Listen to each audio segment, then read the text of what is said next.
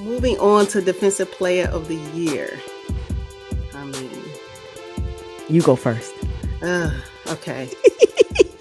This one Oh, yeah, didn't really excite me much, to be honest, because I know who's going to win, but he's not my guy.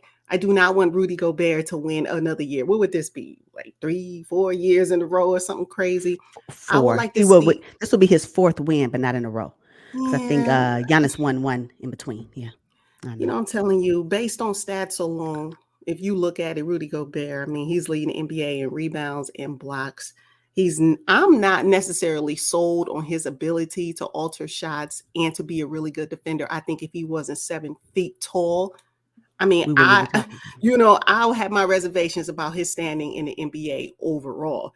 I would like to see Dillon Brooks, Marcus Smart, or Mikal Bridges, but I know in my heart of hearts, Rudy Gobert is going to win it. So I'm not going to even waste my time on the other candidates. I'm going to be a bit unconventional. And you mentioned somebody that I actually would love to see win the Defensive Player of the Year award, only because this person is not a center and it is a more versatile defender. Can we talk about players that do more than just guard the basket? Like, I expect, unfortunately, and I'm just going to be honest, if you're 7 foot tall, you should actually be highest in the rebounding. You right up under the basket. You right there. You right there. But what I don't get from Rudy Gobert and the likes in some instance is that you're not going to die for a ball. You sure won't be a defending outside of the perimeter. And I ain't going to see you defend outside the 3-point line. So are you defending, or is the Defensive Player of the Year award the best rebounder award, the best block shot award? I just need to understand that. I think we need to expand our mindset and our ideal of what the Defensive Player of the Year is. Because for me, my Defensive Player of the Year, I would love to see Marcus Smart win it, if I'm going to be honest. And if Draymond Green hadn't been injured, I would be rooting for Draymond Green. At the end of the day, what I'm looking for a defensive player is someone who is more a versatile defender. And Marcus Smart gives you that. Now, no, he's not the tallest, but he may go up and block a shot.